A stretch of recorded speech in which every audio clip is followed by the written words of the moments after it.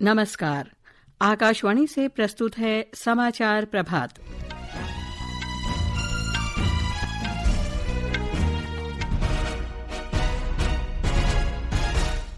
भारत ने अग्नि-4 ballistic missile का ओडिशा के चांदीपुर में एकीकृत परीक्षण रेंज से सफलतापूर्वक प्रक्षेपण किया। उपराष्ट्रपति जगदीप धनखड़ आज उत्तर प्रदेश के गोरखपुर में नए सैनिक स्कूल का लोकार्पण करेंगे। Morgan Stanley emerging markets investable market सूचकांक में भारत ने चीन को पीछे छोड़ा। भारत का विदेशी मुद्रा भंडार 2 अरब 30 करोड़ डॉलर बढ़कर 683 अरब 99 करोड़ डॉलर के सर्वकालिक उच्च स्तर पर पहुंचा। 10 दिन का गणेश चतुर्थी उत्सव आज से हर्षोल्लास से शुरू। और पेरिस में पैरालंपिक में भारत के होकाचो होताजे सेमा ने पुरुषों की शॉटपुट में कांस्य पदक जीता। समाचार प्रभात के साथ मैं लवलीन निगम। मध्यम दूरी की बैलिस्टिक मिसाइल अग्नि-4 का कल ओडिशा के चांदीपुर में एकीकृत परीक्षण रेंज से सफल प्रक्षेपण किया गया। रक्षा मंत्रालय ने कहा कि प्रक्षेपण के दौरान सभी परिचालन और तकनीकी मानकों को सफलतापूर्वक पूरा किया गया। एक रिपोर्ट। यह प्रक्षेपण रणनीतिक बल कमान के तत्वाधान में आयोजित किया गया था। ये देश की रक्षा क्षमता को मजबूत करने की दिशा में एक और मील का पत्थर है। इस वर्ष अप्रैल में भारत में ओडिशा तट के नजदीक अबुल कलाम द्वीप से नई पीढ़ी की परमाणु क्षमता से लैस अग्नि प्राइम बैलिस्टिक मिसाइल का सफल परीक्षण किया था। रणनीतिक बल कमान ने रक्षा अनुसंधान और विकास संगठन DRDO के साथ मिलकर इस परीक्षण का सफलतापूर्वक संचालन किया था। अग्नि मिसाइल लंबी दूरी परमाणु क्षमता से लैस सतह से सतह पर मार करने वाली बैलिस्टिक मिसाइल है। अनुपम की रिपोर्ट के साथ समाचार कक्ष से मैं दीपमाला कौशिक। उपराष्ट्रपति जगदीप धनखड़ आज उत्तर प्रदेश के गोरखपुर में पहले सैनिक स्कूल का लोकार्पण करेंगे। ये विद्यालय मुख्यमंत्री योगी आदित्यनाथ की प्रमुख परियोजना का हिस्सा है। इसका शिलान्यास वर्ष 2021 में किया गया था। गोरखपुर के खाद कारखाना परिसर में 176 करोड़ रुपए की लागत से 49 एकड़ क्षेत्रफल में बना ये सैनिक स्कूल पूर्वी उत्तर प्रदेश का पहला और उत्तर प्रदेश सैनिक स्कूल सोसाइटी की तरफ से संचालित होने वाला दूसरा सैनिक स्कूल है। प्रवेश परीक्षा के जरिए कक्षा 6 और 9 में दाखिला लेने के बाद इस सैनिक स्कूल में 1 जुलाई से पढ़ाई शुरू हो चुकी है। पहले चरण में इस स्कूल में कक्षा 6 और 9 में 84 विद्यार्थियों को प्रवेश दिया गया है। इनमें कुल मिलाकर 40 छात्राएं और 128 छात्र हैं। यहाँ छात्र छात्राओं के लिए अलग अलग कैंपस हैं। लगभग 20 क्लासरूम, 4 लैब, छात्रावास, dining hall, multipurpose hall, conference hall, 1014 seated auditorium, yoga centre, indoor shooting range, indoor swimming pool और CSD कैंटीन की भी सुविधा उपलब्ध है। सुशील चंद्र तिवारी, आकाशवाणी समाचार, गोरखपुर। उपराष्ट्रपति चित्रकूट में जगत गुरु रामभद्राचार्य दिव्यांग राज्य विश्वविद्यालय के राष्ट्रीय संगोष्ठी की अध्यक्षता भी करेंगे। इसका विषय है आधुनिक जीवन में ऋषि परंपरा। स्वास्थ्य मंत्री जगत प्रकाश नड्डा आज बिहार के दरभंगा और मुजफ्फरपुर में 2 अत्याधुनिक अस्पतालों का लोकार्पण करेंगे। श्री नड्डा आज एकमी शोभन बाईपास पर दरभंगा में बनने वाले एम्स स्थल का दौरा करेंगे। स्वास्थ्य मंत्री पटना मेडिकल कॉलेज के निर्माण कार्य की प्रगति का भी जायजा लेंगे। 5400 बिस्तरों के साथ ये विश्व का दूसरा सबसे बड़ा अस्पताल होगा। श्री नड्डा पटना में तख्त श्री हरमंदिर साहिब भी जाएंगे। भारत ने मॉर्गन स्टैनली कैपिटल इंटरनेशनल के इमर्जिंग मार्केट्स इन्वेस्टेबल मार्केट सूचकांक में चीन को पीछे छोड़ दिया है। सूचकांक में भारत का वेटेज 22.27% रहा, जबकि चीन का 21.58%। एक रिपोर्ट। भारतीय बाजारों को अनुकूल व्यापक आर्थिक स्थितियों से लाभ हुआ है। हाल के दिनों में भारतीय अर्थव्यवस्था के मजबूत आर्थिक बुनियादी सिद्धांतों के साथ साथ कॉर्पोरेट्स के अच्छे प्रदर्शन के कारण अधिक निवेश आया है। इसके अलावा भारतीय इक्विटी बाजार में व्यापक लाभ हुआ है। इस वर्ष प्रत्यक्ष विदेशी निवेश में 47% की वृद्धि, कच्चे तेल की कीमतों में कमी और भारतीय ऋण बाजारों में पर्याप्त विदेशी निवेश से भी सुधार आया है। बाजार विश्लेषकों के अनुसार सूचकांक में इस बदलाव के बाद भारत में लगभग 4.5 अरब डॉलर के निवेश की संभावना है। दिवाकर की रिपोर्ट के साथ समाचार कक्ष से शशांक कुमार।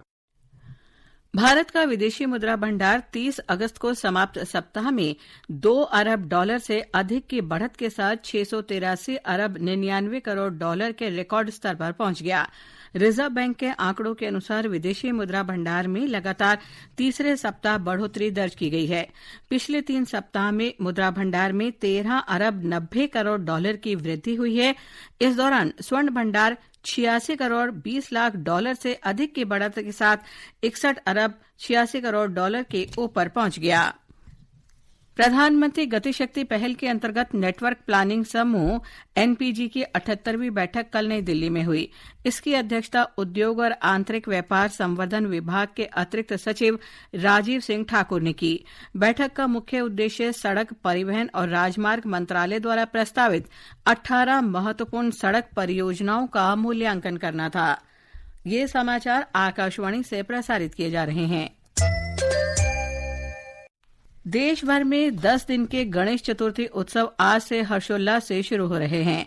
हमारे संवाददाता ने बताया है कि महाराष्ट्र में घरों और सार्वजनिक पंडालों में गणेश प्रतिमाओं की स्थापना की तैयारियां जोरों पर हैं। जय देव जय मंगल मूर्ति श्री मंगल। कई बड़े छोटे पंडालों में और लगभग सभी घरों और सोसाइटी में आज भगवान गणपति की प्राण प्रतिष्ठा की जाएगी और गणपति बाप्पा मोरया के जयगान के बीच विस्तृत पूजा और आरती होगी। यह 10 दिनों तक चलने वाला उत्सव, जो महाराष्ट्र की सांस्कृतिक विरासत का एक अंग है, हर साल कई सांस्कृतिक कार्यक्रमों के साथ मनाया जाता है, जिसमें प्रदर्शन, प्रतियोगिताएं आदि शामिल होते हैं। इस वर्ष कई जगहों पर पर्यावरण अनुकूल गणेश उत्सव देखने को मिल रहा है। कई लोग मिट्टी की मूर्तियों का उपयोग कर रहे हैं। रेल विभाग ने कई अतिरिक्त विशेष ट्रेनों की व्यवस्था की है। महाराष्ट्र के मुख्यमंत्री एकनाथ शिंदे ने गणेश चतुर्थी की पूर्व संध्या पर महाराष्ट्र के नागरिकों को शुभकामनाएं दी। प्रार्थना, आकाशवाणी समाचार, मुंबई।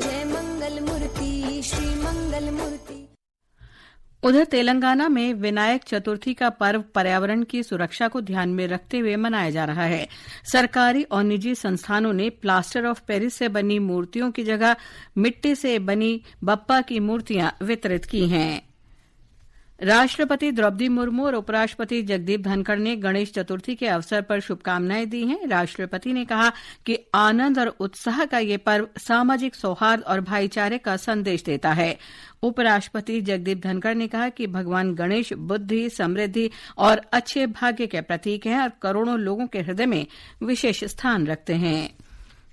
प्रधानमंत्री नरेंद्र मोदी ने मातृभाषा में शिक्षा के महत्व पर बल दिया है। श्री मोदी ने कल नई दिल्ली में राष्ट्रीय शिक्षक पुरस्कार से सम्मानित शिक्षकों के साथ बातचीत की। प्रधानमंत्री ने उनके साथ राष्ट्रीय शिक्षा नीति के प्रभाव के बारे में भी चर्चा की। श्री मोदी ने सुझाव दिया कि शिक्षक विभिन्न भाषाओं में विद्यार्थियों को स्थानीय लोक कथाएं सुनाएं, जिससे विद्यार्थी कई भाषाएं सीख सकें और देश की जीवंत संस्कृति से परिचित हो सकें। कांग्रेस ने हरियाणा विधानसभा चुनाव के लिए 31 उम्मीदवारों की सूची जारी की। पूर्व मुख्यमंत्री भूपिंदर सिंह हुड्डा गढ़ी सांपला किलोई सीट से और राज्य पार्टी प्रमुख उदय भान को होडल से मैदान में उतारा गया है। कांग्रेस में शामिल हुई पहलवान विनेश फोगाट को जुलाना से और पूर्व मंत्री गीता भुक्कल झज्जर से चुनाव लड़ेंगी। हरियाणा में सभी 90 सीटों के लिए 5 अक्टूबर को मतदान होगा। सीमा सुरक्षा बल बीएसएफ ने बॉर्डर गार्ड बांग्लादेश बीजीबी से बांग्लादेशी नागरिकों को अवैध रूप से भारतीय क्षेत्र में प्रवेश करने से रोकने को कहा है। भारत बांग्लादेश सीमा की स्थिति पर एक बैठक में बीजीबी ने भारतीय नागरिकों और बांग्लादेश में अल्पसंख्यक समुदाय के लोगों की सुरक्षा के लिए सभी कदम उठाने का आश्वासन दिया है। सीमा सुरक्षा बल ने कहा कि भारत बांग्लादेश सीमा पर स्थिति शांतिपूर्ण है। उत्तर प्रदेश में हाथरस में कल एक रोडवेज बस और मिनी टक्कर के बीच टक्कर में 4 बच्चों सहित 12 लोगों की मौत हो गई और 16 घायल हो गए। राष्ट्रपति द्रौपदी मुर्मू और प्रधानमंत्री नरेंद्र मोदी ने हादसे पर दुख व्यक्त किया है। प्रधानमंत्री राष्ट्रीय राहत कोष से मृतकों के परिजनों को 2-2 लाख रुपए और घायलों को 50,000 रुपए की अनुग्रह राशि दी जाएगी। राज्य सरकार ने भी मृतकों के परिवार को 2-2 लाख रुपए और गंभीर रूप से घायलों को 50,000 रुपए की आर्थिक सहायता देने की घोषणा की है। त्रिपुरा के मुख्यमंत्री माणिक साहा ने राज्य में बाढ़ प्रभावित क्षेत्रों के लिए 564 करोड़ रुपए की विशेष सहायता राशि की घोषणा की है। एक रिपोर्ट। त्रिपुरा विधानसभा के मानसून सत्र में कल मुख्यमंत्री डॉक्टर माणिक साहा ने कहा कि राज्य में कुछ दिन पहले हुई बाढ़ से क्षति का प्रारंभिक अनुमान करीब 14,247 करोड़ रुपए है। उन्होंने कहा कि राष्ट्रीय राजमार्गों, राज्य सड़कों और ग्रामीण सड़कों पर पानी भर गया था और तालाब, जलाशय और खेत गाद और पानी से भर गए थे। मुख्यमंत्री ने कहा कि वास्तविक क्षति का आकलन करने के बाद राज्य सरकार केंद्रीय गृह मंत्रालय को एक ज्ञापन सौंपकर राहत और पुनर्वास के लिए अतिरिक्त धनराशि का अनुरोध करेगी। डॉक्टर साहा ने कहा कि कुल वित्तीय पैकेज 564 करोड़ रुपए का है, जो राज्य सरकार के फंड से पूरा किया जाएगा। पैकेज में खाद्य और नागरिक आपूर्ति विभाग के लिए 70 करोड़ रुपए शामिल है, जहां अगले 2 महीनों के लिए प्रति राशन कार्ड प्रति माह 10 किलो अतिरिक्त चावल प्रदान किया जाएगा। इससे राज्य के करीब 9.8 लाख राशन कार्ड धारकों को फायदा होगा। कुणाल शिंदे, आकाशवाणी समाचार, अगरतला। उधर तेलंगाना सरकार ने राज्य में 33 में से 29 जिलों को बाढ़ग्रस्त घोषित किया है। राज्य सरकार ने इन जिलों में राहत कार्य तुरंत चलाने के लिए 3 करोड़ रुपए की सहायता राशि की घोषणा की है। इससे पहले 4 जिलों को बाढ़ग्रस्त घोषित कर राहत अभियान चलाया जा रहा था। मौसम विभाग ने कल तक गुजरात, महाराष्ट्र और राजस्थान के पूर्वी क्षेत्रों में तेज वर्षा की संभावना व्यक्त की है। झारखंड, बिहार, कोंकण और गोवा में आज तेज वर्षा होगी। वहीं तटीय आंध्र प्रदेश, यानम, ओडिशा में कल तेज बारिश का अनुमान है। आज मध्य प्रदेश के पश्चिमी हिस्सों, सौराष्ट्र, कच्छ, उत्तराखंड, उत्तर प्रदेश के पूर्वी क्षेत्रों और दक्षिण पश्चिम राजस्थान के साथ साथ अगले 6 दिन के दौरान छत्तीसगढ़ में मूसलाधार बारिश की संभावना है। और अब पेरिस पैरालंपिक खेल खबरों के साथ हैं फरत नाइज।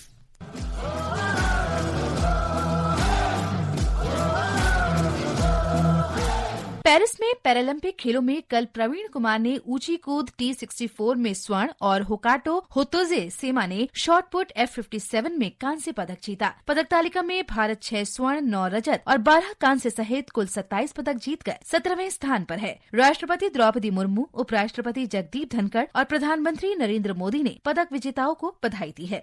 आज 10वें दिन भारतीय खिलाड़ी तैराकी, साइकिलिंग, नौकायन और एथलेटिक्स में उतरेंगे। साइकिलिंग में ज्योति गडेरिया महिलाओं की C13 रोड रेस फाइनल में उतरेंगी। वहीं नौकायन में Prachi Yadav VA single 200 metre VL2 semifinal में खेलेंगी। एथलेटिक्स में नवदीप भाला फेंक F41 फाइनल स्पर्धा में और सिमरन 200 मीटर T12 फाइनल में अपनी चुनौती पेश करेंगी।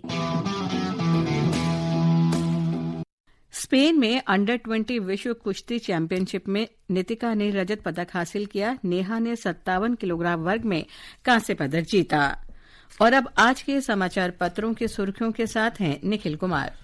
धन्यवाद लवलीन। अखबारों ने आज अलग अलग खबरों को प्रमुखता दी है। जम्मू कश्मीर में आगामी विधानसभा चुनावों के लिए भारतीय जनता पार्टी के संकल्प पत्र को जारी होने को राजस्थान पत्रिका ने पहली खबर बनाते हुए लिखा है, भाजपा ने खोला पिटारा। पहलवान विनेश फोगाट और बजरंग पुनिया के कांग्रेस में शामिल होने को अमर उजाला ने हरियाणा की सियासत में कांग्रेसी दांव बताया। टाइम मैगजीन की सबसे प्रभावशाली लोगों की सूची में अश्विनी वैष्णव, अनिल कपूर, नंदन नीलेकणी और सुंदर पिचाई के नाम शामिल होने को दैनिक जागरण सहित सभी अखबारों ने प्रमुखता दी है। राष्ट्रीय सहारा लिखता है, सूची में भारत या भारतीय मूल के 15 लोग शामिल। हरिभूमि की खास खबर है, जम्मू कश्मीर में आतंकियों से 2-2 हाथ करने को तैयार विलेज डिफेंस गार्ड। पत्र के अनुसार सैन्य यूनिटों में दिया जाता है 3 दिन का प्रशिक्षण। दैनिक भास्कर की खबर है, यूट्यूब ने माना फिटनेस वीडियो का किशोरों पर पड़ता है विपरीत असर, लगेगी रोक। अब किशोरों को बार बार नहीं दिखेंगे फिटनेस और हिंसा से जुड़े वीडियो। यूरोपीय जलवायु परिवर्तन सेवा कॉपरनिक्स के हवाले से जनसत्ता ने लिखा है, वर्ष 2024 के सबसे गर्म रहने की संभावना। और अंत में मुख्य समाचार एक बार फिर। भारत ने अग्नि 4 बैलिस्टिक मिसाइल का ओडिशा के चांदीपुर में एकीकृत परीक्षण रेंज से सफलतापूर्वक प्रक्षेपण किया। उपराष्ट्रपति जगदीप धनखड़ आज उत्तर प्रदेश के गोरखपुर में नए सैनिक स्कूल का लोकार्पण करेंगे। Morgan Stanley emerging markets investable market सूचकांक में भारत ने चीन को पीछे छोड़ा।